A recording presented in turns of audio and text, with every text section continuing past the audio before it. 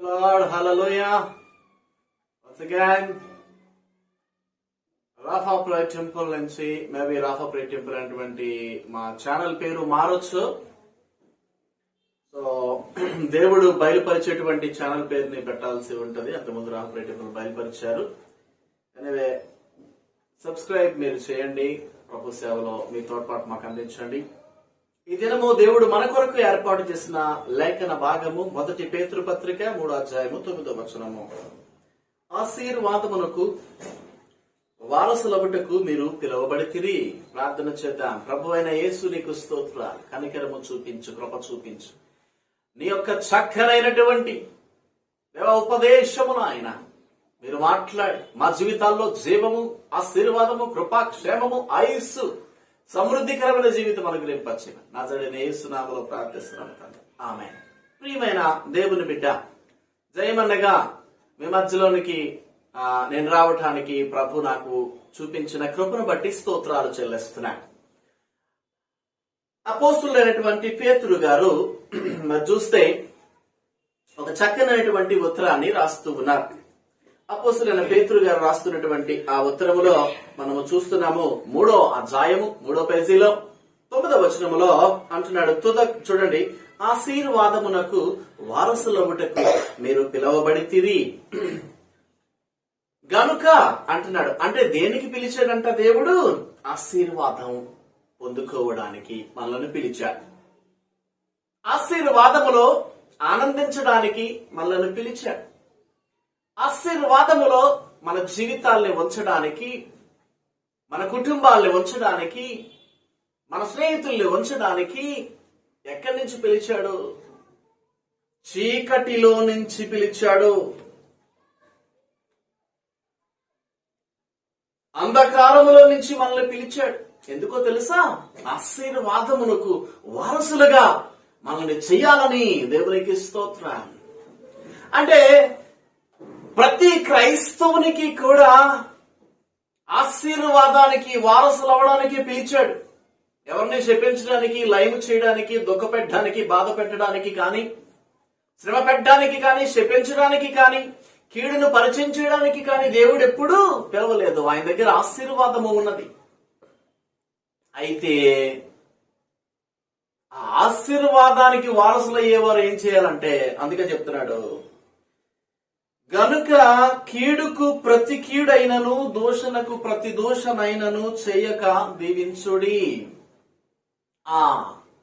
ఇది చాలా మరి చూసినట్లయితే క్లిష్టమైనటువంటి పరిస్థితి అని చెప్పాలి, క్లిష్టమైన స్థితి అని చెప్పాలి. ప్రియమైన దేవుని బిడ్డ, కీడు ఏం చేయమన్నాడు? గనుక కీడు ఎవరైనా మనకు చేస్తే మనం ఎలాగైనా పగ తీర్చుకోవాలనుకుంటాం, ఎలాగైనా వారికి కీడు చెయ్యాలి అని అనుకుంటాం. ఎందుకంటే మన మనస్సులో, మన ఆలోచనలో ఆ పగ రగిలిపోతా ఉంటుంది.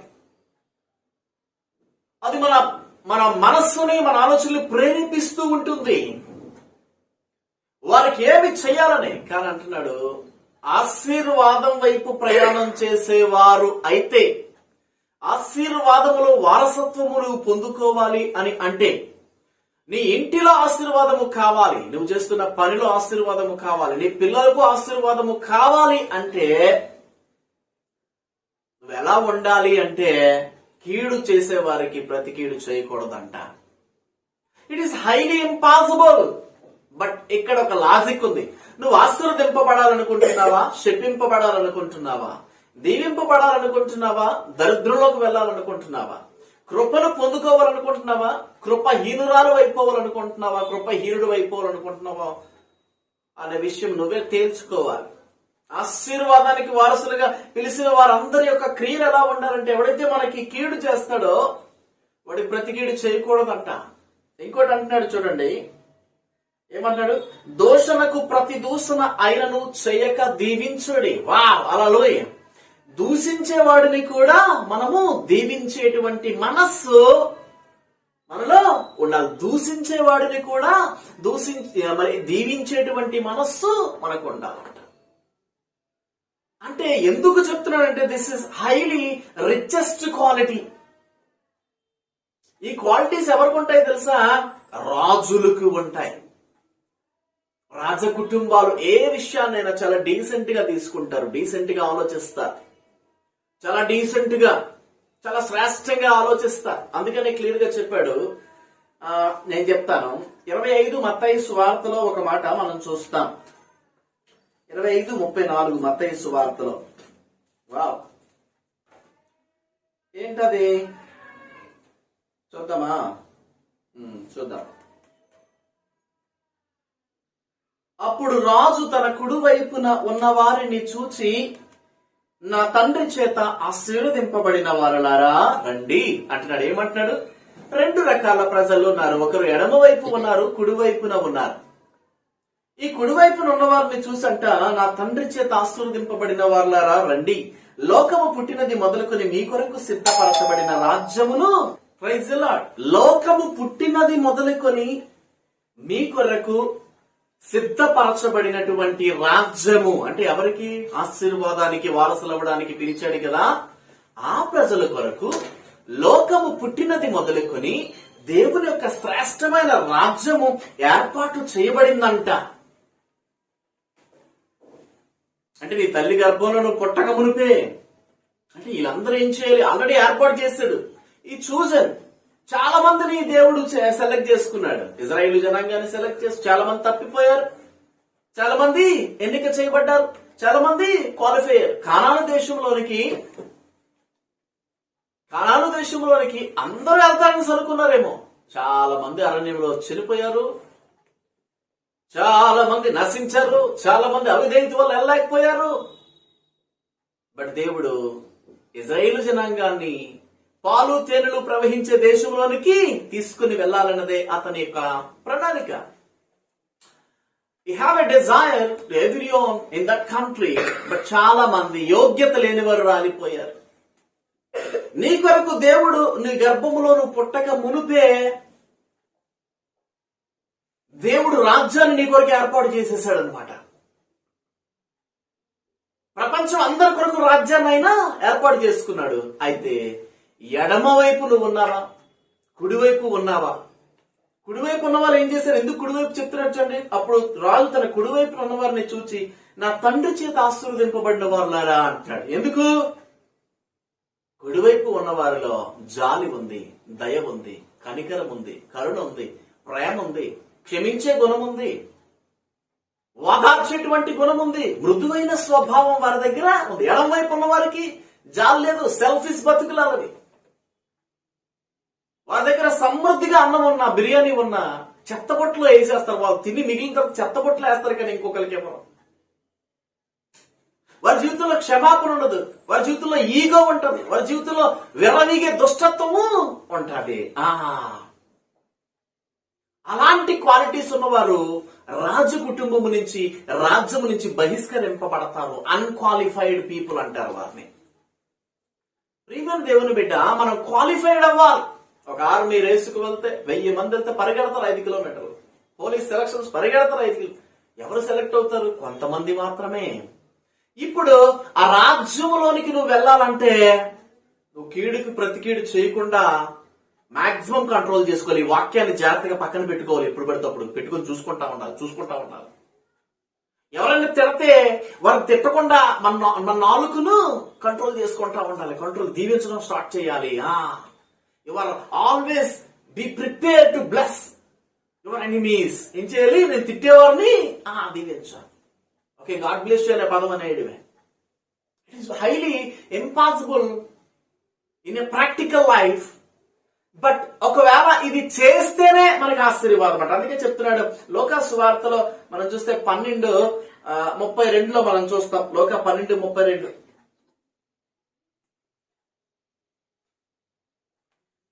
ఏముంది అక్కడ? లోకా 12:32 చూడండి. చిన్న మంద భయపడకుడి, మీకు రాజ్యం అనుగ్రహించుటకు మీ తండ్రికి ఇష్టమై ఉన్నది. హల్లెలూయా. చిన్న మంద భయపడకుడి అని అన్నాడు. అంటే అర్థం ఏంటి? అంటే రాజ్యానికి సెలెక్ట్ అయ్యేవారు ఎంతమంది? తక్కువ మందే. పిలువబడిన వారు అనేకులు, బట్ ఏర్పాటు చేయబడిన వారు కొందరే. సెలెక్ట్ చేయబడిన వారు కొందరే, శ్రేష్టమైన వారు కొందరే, అనుభవించేవారు కొందరే, పొందుకునేవారు కొందరే. ఆ కొందరిలో మనము ఉండాలి అంటే మన దగ్గర రాజరికపు క్వాలిటీస్ మన దగ్గర ఉండాలి. We must have values of king's lifestyle. ఎలా ఉండాలి? మనకి రాజులు అనుకరించేటువంటి పద్ధతి మన జీవితంలో ఉండాలంట. అందుకే చెప్తున్నాడు రెవల్యూషన్ 21:7 ప్రకటన గ్రంథం 21:7 మనం చూస్తే, ప్రకటన గ్రంథం 21:7 ఒక మాట మనం చూస్తాం. ఏంటది? చూడండి,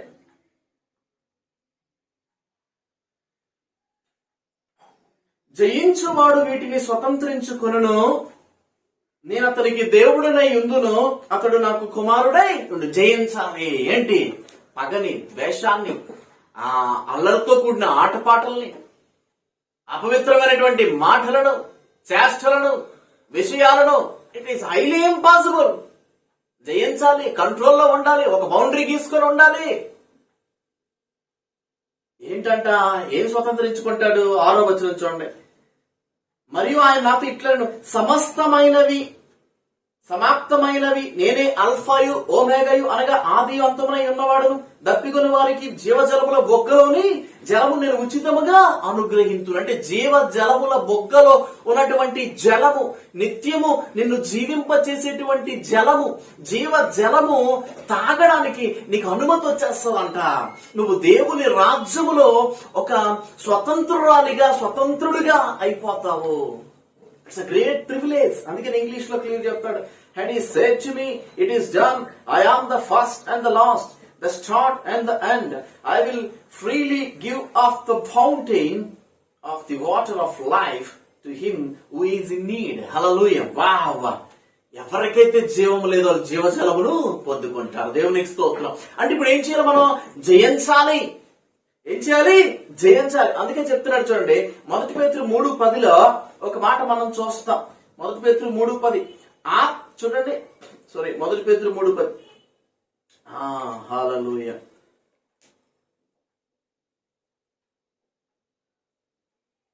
జీవమును ప్రేమించి మంచి దినములు చూడగోరువారు. దేవునికి స్తోత్రం. జీవమును ప్రేమించి మంచి దినములు చూడగోరువాడు. ఏం చేయాలంట? జీవమును ప్రేమించి. అంటే నువ్వు ఎక్కువ సంవత్సరాలు బ్రతకాలి. నీ జీవితంలో ప్రతిరోజు ఒక సండేనే మంచి రోజు అవ్వకూడదు. మండేనే మంచి రోజా? ట్యూస్డేనే మంచి రోజా? శుక్రవారమే మంచి రోజా? ఇంకే రోజులు మంచివి కాదా? నెలకు ఒక రోజు నీకు మంచి రోజు వస్తుందా? సంవత్సరానికి నీ పుట్టినరోజు రోజే మంచి రోజా?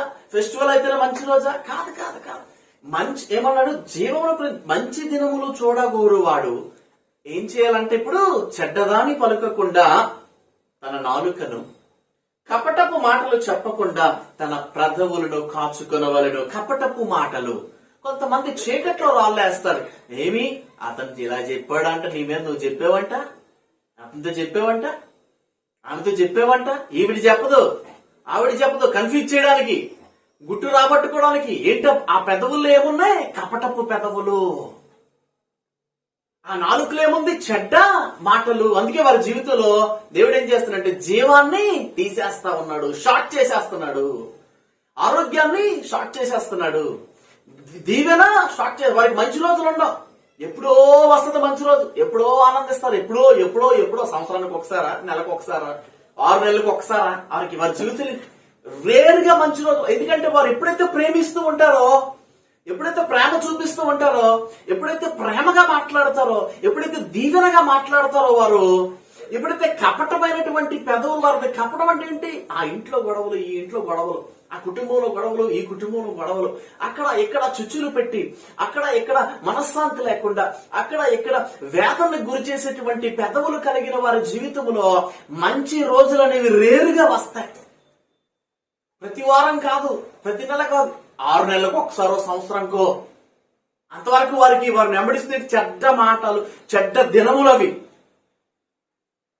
చాలా మంది ప్రియమైన దేవుని బిడ్డ, నువ్వు జీవము ప్రేమించడానికి, శత్రువుల్ని ప్రేమించడానికి, ఆశీర్వాదానికి వారసులవడానికి ప్రయాణం చేస్తున్నప్పుడు కొన్ని కుక్కలు నీ మీద అరుస్తాయి. ఊరకొక్కలు నా మీద కూడా నేను సేవ చేసే ప్రాంతంలో ఒక ముసిలి కుక్క, ఇంకొక కుక్క, 2 కుక్కలు ఉన్నాయి అక్కడ, ఊరకొక్కలు అవి. వాటిని ఎవరు పట్టించుకోరు. ముసిలి కుక్క ఉంది, ఎవరు పట్టించుకోరు. ఊరకొక్క ఇంకొక కుక్క ఉంది, దాన్ని ఎవరు పట్టించుకోరు. ఆ కుక్కని ఊరంతా చీ చీ చీ చీ అంటా ఉంటారు ఆ కుక్కని. కొన్నిసార్లు నువ్వు జీవం వైపు వెళ్తా ఉంటే, ఆశీర్వాదానికి అడుగులు వేస్తా ఉంటే, రాజరికపు ఆ విషయాల్ని నువ్వు అన్వయించుకుంటూ ఉంటే, నీ ప్రయాణంలో కొన్ని ఊరకొక్కలు అరవటం కామనే. ఊరకొక్కలు ఎక్కడ వస్తాయి? రాజకోటలోకి రాగలవా? గేటు బయటే ఉంటాయి, అవునా కదా? ఊరకొక్కలు ఎక్కడ ఉంటాయి?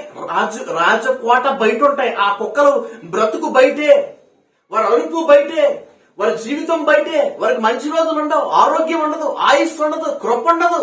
వారు వాళ్ళింట్లోనే రాజులు. బయటికి వెళ్తే అందరూ కుక్క కంటే హీనంగా చూస్తారు వారి బ్రతుకుల్ని. వెనక పెట్టి లక్షల మంది గుసగుసలాడుకుంటారు, మాట్లాడుకుంటారు, వారు సావాలని కోరుకుంటున్నారు. అలాంటి కుక్కలు కనుక మీ జీవితంలో ఉంటే వారిని ఏం చేయాలంటే, కుక్క మురిగింది, కుక్కలు మురుగుతున్నాయని వదిలేసి వారు అరుస్తున్నప్పుడు వీలైతే ఒక నవ్వు నవ్వి మౌనంగా వెళ్ళడానికి ప్రయత్నం చేయండి. అలాంటి ఊరకొక్కల్ని వెలివేయండి మీ మనసులో నుంచి, మీ చెవుల్లో నుంచి, మీ హృదయంలో నుంచి, మీ చూపులో నుంచి, మీ జీవితాల్లో నుంచి వెలివేయండి, వదిలేయండి. ఎందుకు? కుక్క రూటు వేరు, సింహం రూటు వేరు. హల్లెలూయా, అవునా కదా? ఎవరు ఇక్కడ ఏం చెప్తున్నాడు చూడండి, క్లియర్ గా నేను చెప్తాను. 3:10 చూస్తే, అయితే కీర్తనలందం 34 కీర్తనలందం 34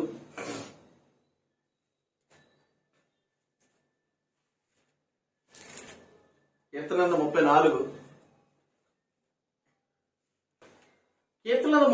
12 ఒక మాట, బ్రతక గోరువాడెవడైనా ఉన్నాడా?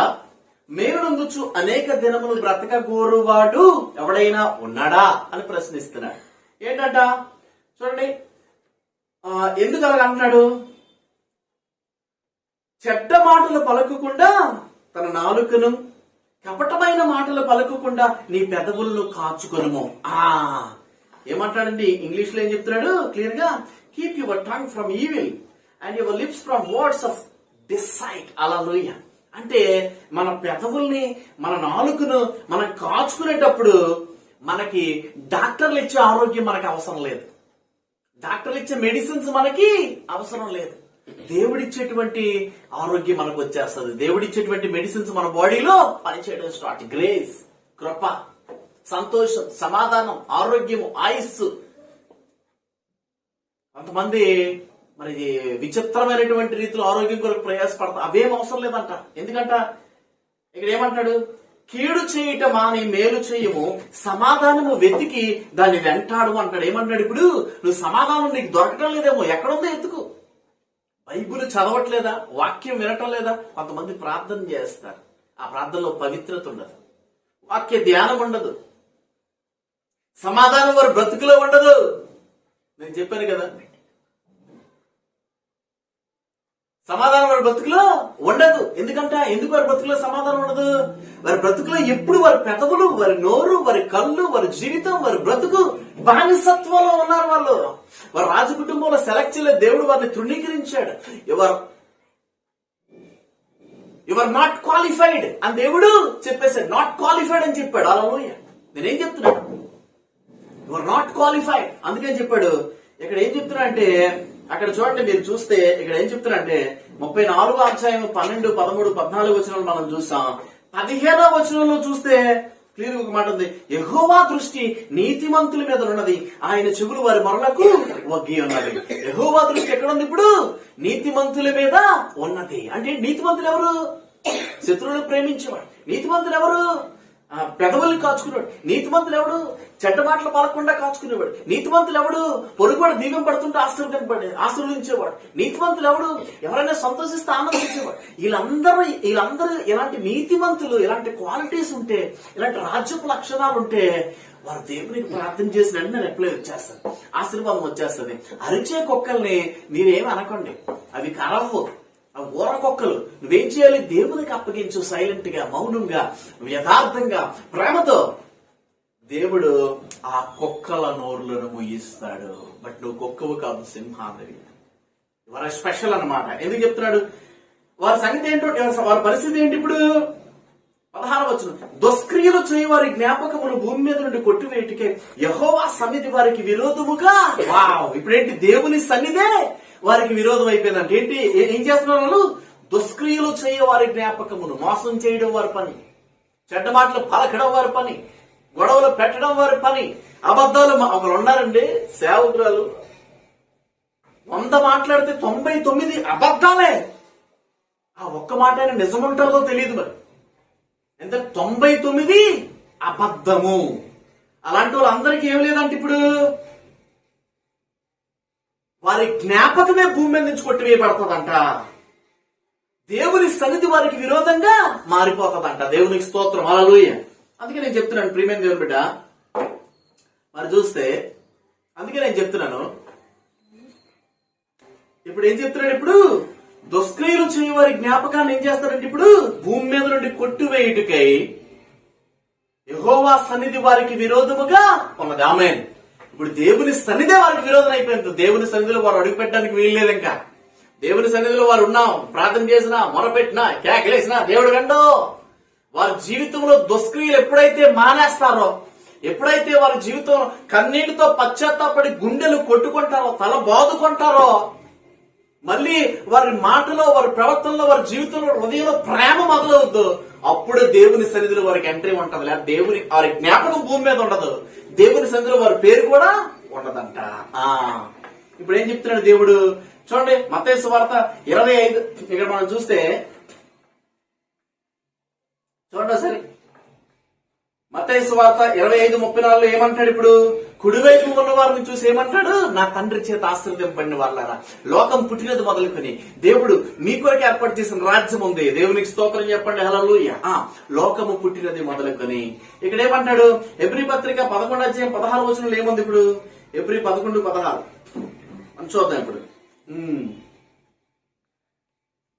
హెబ్రీ పత్రిక 11:16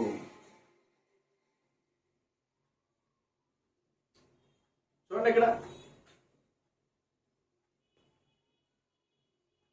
అయితే వారు మరి శ్రేష్టమైన దేశమును అనగా పరలోక సంబంధమైన దేశమును కోరుచున్నారు. దేవునికి స్తోత్రం. వావ్! ఏమంట? మరి శ్రేష్టమైన దేశం మన కొరకు ఉందంట. పరలోక సంబంధమైనటువంటి దేశం అంట అది కోరుచున్నారు. అందుచేత తాను వారి దేవుడిని అనిపించుకొట్టుకు దేవుడు వారి గురించి సిగ్గుపడడు. ఎలానగా ఆయన వారి కొరకు ఒక పట్టణమును సిద్ధపరిచి ఉన్నాడు. అంటే ఆల్రెడీ దేవుడు ఏం చేశాడు? ఇప్పుడు మీకోసం ఎవరైతే చెడ్డ మాటలు పలకకుండా ఉంటారో, ఎవరైతే రాజరిక లక్షణాలు కలిగి ఉంటారో వారి కొరకు ప్రత్యేకముగా ఒక పట్టణాన్ని నిర్మించాడంట. అది ఎక్స్పెన్సివ్ పట్టణం, అది చాలా కాస్ట్లీగా ఉంటుంది. మీరు ఒకవేళ కనుక ఆ పట్టణం గురించి మీరు చూడాలంటే 21 ప్రకటన గ్రంథంలో చూడండి, బాగుంటుంది. మీరు అక్కడ క్లియర్ గా మనకు తెలుస్తుంది. ఇక్కడ ఏమంటాడు చూడండి. ఏంటి? ఫిలిప్పీ పత్రిక 3:20 అంటే ఏంటి? ఫిలిప్పీ పత్రిక 3:20 మనం చూద్దాం.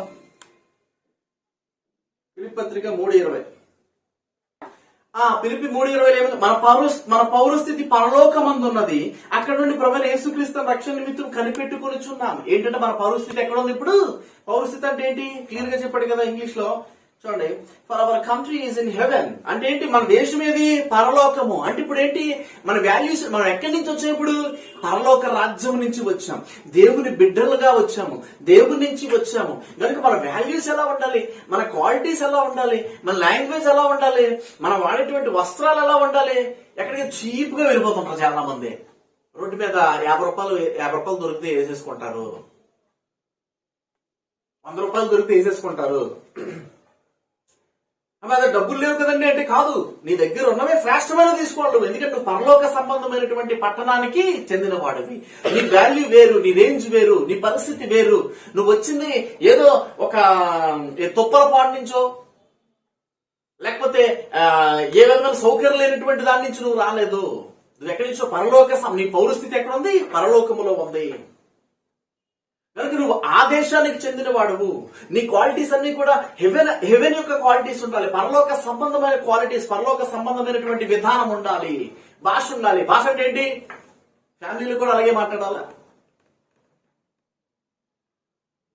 కుటుంబంలో ఆ వేరే వేరే భాష ఉంటుంది, కుటుంబ సభ్యులతో వేరే భాష ఉంటుంది, అది శ్రేష్టంగా నవ్వుతూ సరదాగా.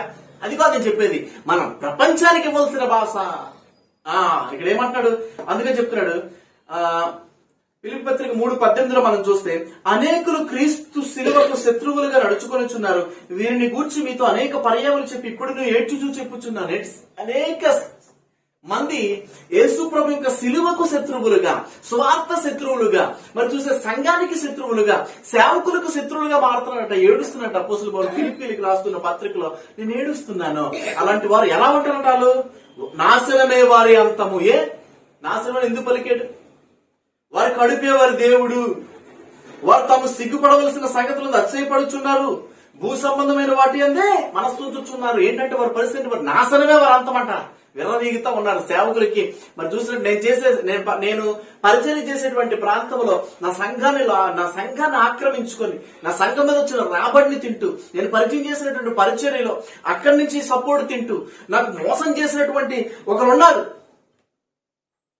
వారు ఎప్పుడు చూసినా కడుపు చూసుకుంటారు, బ్యాంక్ బ్యాలెన్స్లు చూసుకుంటారు, ఆభరణాలు చూసుకుంటారు, ఇంట్లో వస్తువులు చూసుకుంటారు. వారి మాటల మోసము, వారి చేతల మోసం, వారి క్రియల మోసం, ఇవన్నీ వారి పరిస్థితి ఏంటి? ఇప్పుడు బాగానే ఉంటారు, తర్వాత అంతం వస్తుంది వారికి. ఆమేన్, హల్లెలూయా. వారి అంతము, నాశనమే వారి అంతము. భూ సంబంధమైన వాటి అందే మనస్సు ఉంచుతున్నారు. అయితే వారిలాంటి జీవితం మంది కాదు, మన స్పెషల్ పీపుల్ అంటున్నాడు పౌలు. హల్లెలూయా. కీర్తన 82:6 ఏమంటున్నాడు? ఎందుకు అలా అంటున్నాడు? 82:6 కీర్తన 82:6 82 కీర్తన 6 ఏముంది? మీరు దైవములనియు మీరందరూ సర్వోన్నతుని కుమారులనియు నేనే సెలవిచ్చి ఉన్నాను. ఇంగ్లీష్ లో ఏమంటాడు క్లియర్ గా?